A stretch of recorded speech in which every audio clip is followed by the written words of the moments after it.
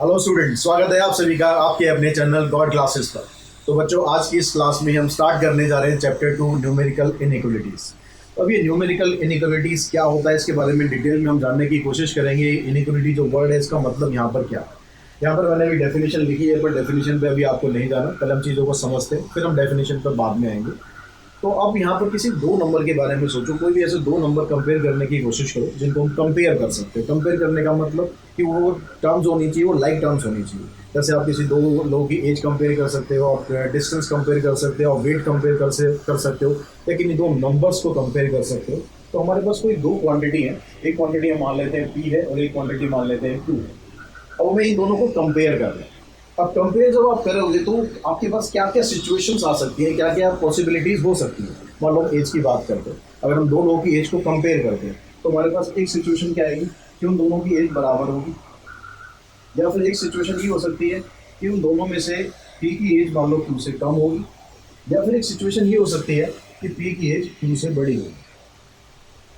अब इन तीन सिचुएशन के अलावा क्या और कोई पॉसिबिलिटी हो सकती है भाई? या तो ये इक्वल हो सकते हैं दोनों एज में, या फिर एक छोटा हो सकता है, या फिर एक बड़ा हो सकता है। ये तीन चीज़ें हो गई। अब इन तीन चीज़ों में से जो ये पहली वाली चीज़ है, इसको आप अभी तक सॉल्व करते आ रहे हो। 9th क्लास में, 10th में, 11th में, 12th में आपने हर जगह कई जगह सॉल्व किया है, जहाँ पर बीच में इक्वल्स टू का साइन होता है और हम इक्वेशंस को सॉल्व करते हैं। या जब इक्वल्स टू का साइन होता है तो इससे बनती है आपकी इक्वेशंस। लेकिन यहाँ पर आप देख लो, यहाँ पर इक्वल्स टू का साइन नहीं है। इक्वल्स टू का साइन नहीं है तो ये दोनों केस हमारे किस चीज़ के बनते हैं? ये बनते हैं हमारे इनइक्वलिटीज। एक से ज़्यादा इनइक्वलिटी है तो बोल देते हैं इनइक्वलिटीज। मतलब क्योंकि यहाँ पर जो इक्वल्स टू का साइन है वो प्रेजेंट नहीं है। जब इक्वल्स टू का साइन होता है इक्वेशंस बोलते हैं, जब इक्वल्स टू का साइन नहीं होता, लेस देन का साइन होता है, ग्रेटर देन का साइन होता है, तो उसको हम बोलते हैं इनइक्वलिटीज। अब जो इनइक्वलिटीज होती है, किस किस टाइप की इनइक्वलिटीज होती है? किसी भी इनइक्वलिटी के अंदर अगर कोई जो वेरिएबल्स होते हैं वो इन्वॉल्व होते हैं। If variable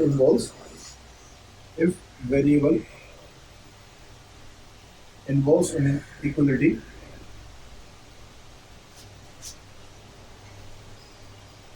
then it is called literal inequality.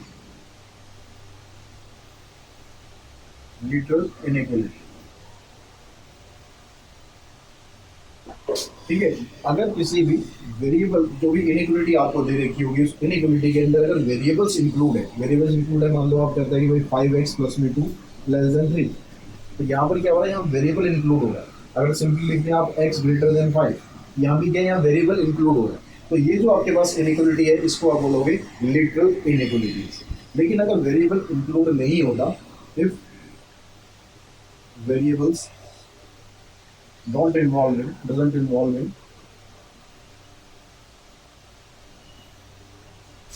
in an equality, then it is called numerical inequality.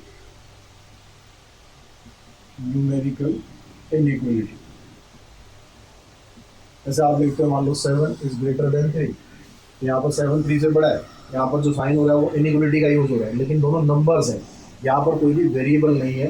तो जहाँ पर वेरिएबल यूज नहीं होता उसको आप बोलेंगे न्यूमेरिकल इनइक्वलिटी, जहाँ पर वेरिएबल यूज होता है उसको बोलते हैं लिटरल इनइक्वलिटीज। अब इस इनइक्वलिटीज में और क्या क्या सिचुएशंस हो सकती है, क्या क्या पॉसिबिलिटी हो सकती है, जैसे आप यहाँ पर देख रहे हो। डेफिनेशन पर अगर मैं आता हूँ तो कहता है 2 रियल नंबर्स और 2 algebraic expression connected by the sign less than, greater than, अभी दो साइनों के बारे में अभी हमने बात नहीं करी है, इज कॉल्ड एन इनइक्वलिटी।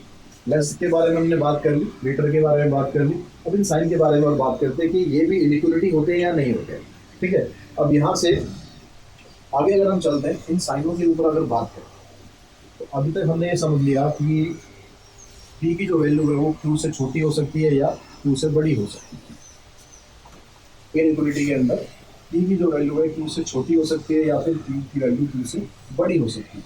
लेकिन क्या कभी कभी ऐसी सिचुएशन पॉसिबल हो सकती है हमारे पास कि किसी किसी केस में ऐसा हो कि पी की वैल्यू क्यू से छोटी भी हो सकती है और उसके बराबर भी हो सकती है, या फिर पी की वैल्यू उससे बड़ी भी हो सकती है और उसके बराबर भी हो सकती है।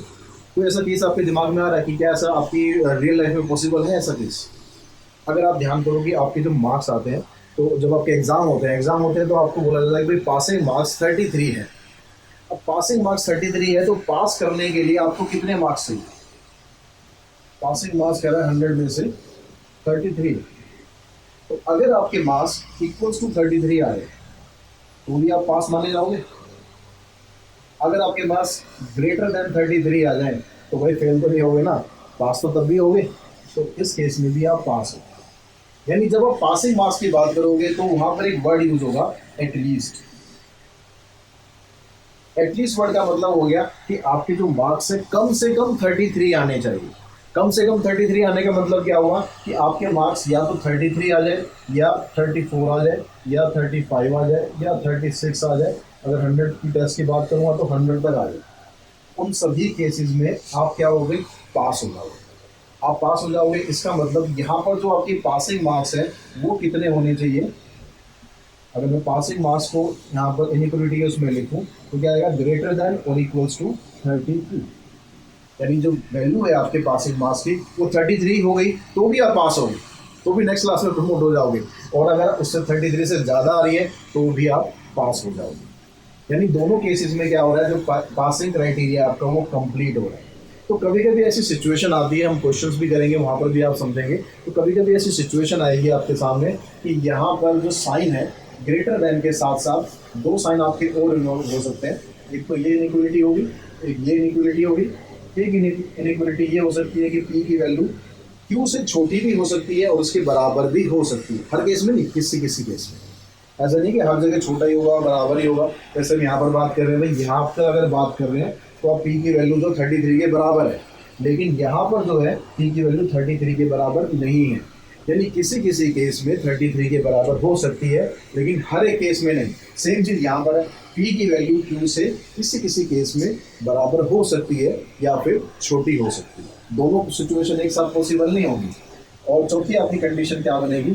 चौथी कंडीशन बन गई P is greater than equals to Q. तो आपके पास ये चार इनइक्वलिटी बनी, ये चार इनइक्वलिटी बनी। अब ये जो इनइक्वलिटी बनी इनमें फर्क है, क्या इनको बोलते हैं, क्या इनका भी कुछ नाम हो सकता है? जी हाँ, इनका भी नाम हम रखते हैं। अब यहाँ पर जो पहला और दूसरा केस आपका बनता है इनइक्वलिटी का, क्योंकि यहाँ पर इक्वल्स टू का साइन नहीं है, यानी इसको आप बोलेंगे, इन दोनों को हम बोलेंगे स्ट्रिक्ट इनइक्वलिटी। क्या बोलेंगे? Strict inequality.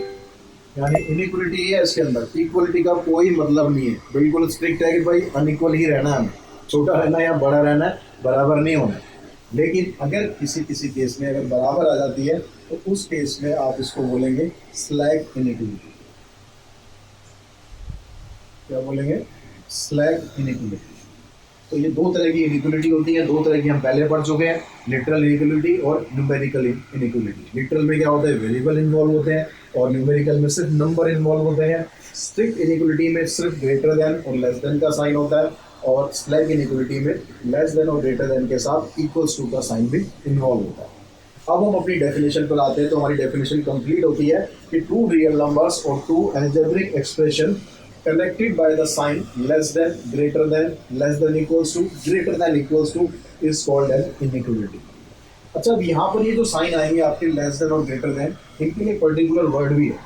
अगर वो पर्टिकुलर वर्ड आ जाए तो मीन्स आपके लिए वो साइन आपको लगाना ही लगाना है। कैसे समझो? यहाँ पर एक वर्ड होता है एटलीस्ट और एक वर्ड होता है एटमोस्ट। एटलीस्ट जो वर्ड होगा आपका, एटलीस्ट वर्ड का मतलब क्या होता है कि कम से कम इतनी वैल्यू होनी चाहिए। जैसे अभी हमने पासिंग मार्क्स की बात करी कि आपके जो पासिंग मार्क्स है वो कम से कम 33 होने चाहिए।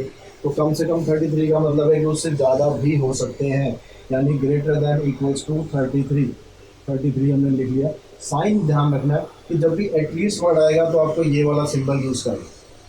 अगर हम एटमोस्ट की बात करें, मान लो मैं कहता हूँ कि भाई मेरे पास ज़्यादा से ज़्यादा 100 रुपीज़ है, ठीक है, मेरी पॉकेट में इस समय ज़्यादा से ज़्यादा 100 रुपीज़ है। एटमोस्ट का मतलब क्या है? ज़्यादा से ज़्यादा ही है। यानी मेरे पास जो पॉकेट में पैसे हैं उनकी वैल्यू या तो 100 है या उससे कम है, ज़्यादा नहीं हो सकती। तो यहाँ पर एटमोस्ट जब वर्ड आएगा तो आप हमेशा ये वाला सिंबल लगाओगे, ठीक है। एटमोस्ट, एटमोस्ट का मतलब हो गया लेस देन और इक्वल्स टू 100। तो यहाँ पर जब एटमोस्ट वर्ड आएगा तो अभी समझ लो आपको ये सिंबल लगाना है। एटलीस्ट जो वर्ड आएगा उसके साथ हमेशा ये वाला सिंबल लगाना है। जब भी आप वर्ड प्रॉब्लम करोगे इन दोनों में आपको कन्फ्यूज नहीं होना। एटलीस्ट का मतलब ग्रेटर देन और इक्वल्स टू, एटमोस्ट का मतलब हो गया लेस देन और इक्वल्स टू। जब भी इसको आप रीड करोगे लेस देन और इक्वल्स टू, ग्रेटर देन और इक्वल्स टू, इस तरीके से आपको इसको रीड करेंगे। ठीक है, क्लियर होगी यहाँ पर बात। अब यहाँ पर हम बात करते हैं इनके सॉल्यूशंस के बारे में। अब यहाँ पर मान लिया आपके पास ये एक इनइक्वालिटी दे रखी है 5x - 3 ग्रेटर देन 7। अब यहाँ पर इसके सॉल्यूशन क्या है? अब एक्चुअली यहाँ पर इसका एक पर्टिकुलर एक सॉल्यूशन नहीं होगा, इसके बहुत सारे सॉल्यूशंस हो सकते हैं। बहुत सारे सॉल्यूशंस कैसे? आप यहाँ पर देखो x की ऐसी क्या क्या वैल्यूज हो सकती हैं जिससे आप इसको सिंप्लीफाई करोगे तो ग्रेटर देन 7 आ जाए। अगर x की वैल्यू मान लो मैं यहाँ रख देता हूँ 3, ठीक है, 4x = 3, ठीक है, यहाँ पर 5 × 3 -3, 5 3 15, 15 - 3 आ गया 12, 12 7 से बड़ा है। अगर x की जगह में 4 रखता है तो भी यहाँ पर ये कंडीशन सेटिस्फाई करेगा, 17 आ गया, ये भी 7 से बड़ा है। x की जगह में 5 रखता हूँ तो भी ये 7 से बड़ा है। तो आप यहाँ पर देख लो कि यहाँ पर x की कोई पर्टिकुलर वैल्यू नहीं आ रही है, क्योंकि यहाँ पर जो साइन आपको दिया हुआ है इनइक्वालिटी का साइन है। तो ऐसी हमें सिचुएशन देखनी है कि भाई x की ऐसी कौन कौन सी वैल्यूज है जिसको अगर आप पुट करेंगे तो वो उस सबकी वैल्यू हमेशा 7 से बड़ी आ जाए। तो वहाँ पर हमने देखा कि हमारे पास 3 है, उससे भी सॉल्यूशन निकल रहा है, 4 है, उससे भी सॉल्यूशन निकल रहा है, 5 है, उससे भी सॉल्यूशन निकल रहा है। तो एक्चुअली यहाँ पर जब आप सॉल्यूशंस निकालते हैं ना तो कोई एक पर्टिकुलर सॉल्यूशन नहीं निकलता, इसके सॉल्यूशंस निकलते हैं, यानी एक से ज़्यादा सॉल्यूशंस होते हैं जो किसी भी इनइक्वालिटी को सेटिस्फाई कर सकते हैं। और वो सॉल्यूशंस हम कैसे निकालते हैं, क्या क्या उसके रूल्स होते हैं, क्या क्या कंडीशंस होती हैं, क्या क्या चीज़ें हमें फॉलो करनी है, ये सब जब एक्सरसाइज करेंगे तो उस वाले वीडियो में आपको डिटेल में बताऊंगा कि क्या क्या इसके रूल्स हैं और क्या क्या आपको इसमें फॉलो करना है। अभी आज की वीडियो में हम इतना ही करते हैं, आप इनइक्वालिटी को देख के इतना समझ पाओ कि भाई इनइक्वालिटी क्या होती है, किस किस टाइप की इनइक्वालिटी होती है, कैसे कैसे आप उन्हें रिप्रेजेंट कर सकते हो। तो बाकी हम क्वेश्चंस के लिए नेक्स्ट वीडियो में मिलते हैं। आज की वीडियो में इतना ही। Thanks to all.